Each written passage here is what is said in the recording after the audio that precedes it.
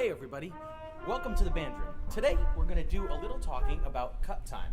Cut time is a new key signature that we're going to be working on, and if you listen closely to this video, you'll understand more about it and you'll know how to play it. Follow me into the band room. When you think about time signatures, you have to think about how many beats are in a measure after you, and also you have to think about what kind of note gets one beat. In the case of cut time, a half note gets one beat, and there are two beats in a measure. That's different than 4/4 time, where a quarter note gets a beat and there are four beats in a measure.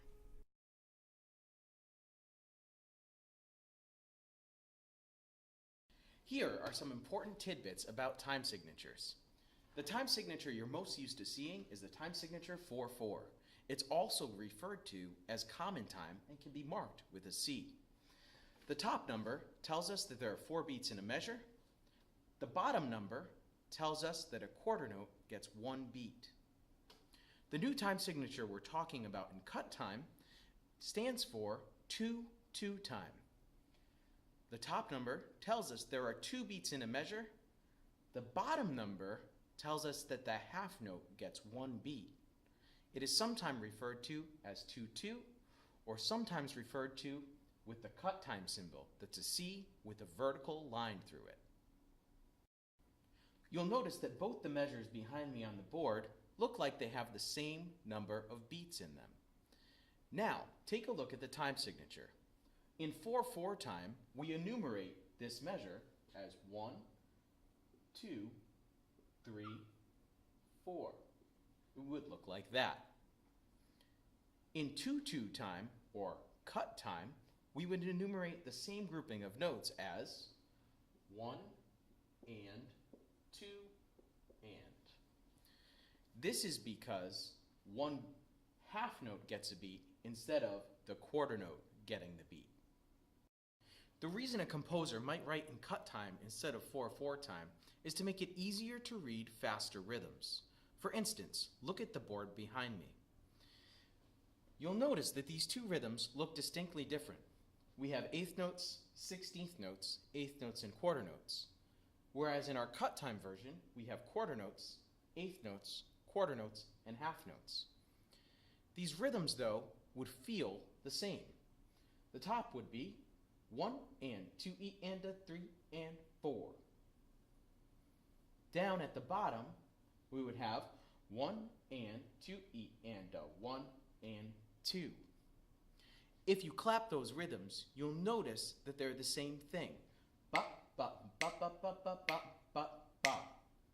The only difference is that this rhythm doesn't include 16th notes. It includes eighth notes instead, quarter notes and half notes, so it's a little bit easier to read.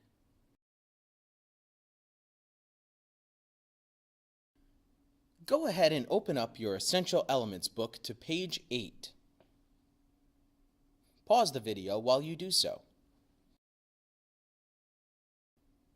The songs that I'd like you to look at are numbers 34 and 35. Song number 34 uses a 2/4 time signature.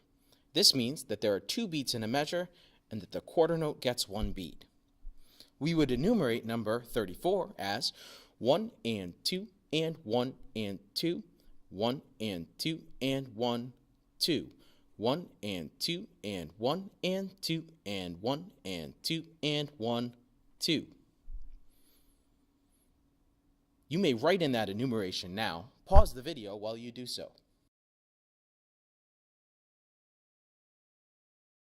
Now, turn your attention to cut time, Yankee Doodle. You should notice immediately that the time signature has changed. It's now a C with a vertical line through it, which stands for cut time. That means that there are two beats in a measure and that the half note gets one beat. The way that we would enumerate this song, though, is almost exactly the same.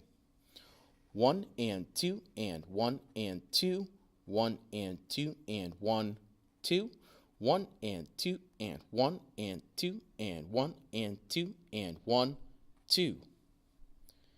In your brains, you'll notice that you're cutting each note value in half compared to what you're used to counting them as.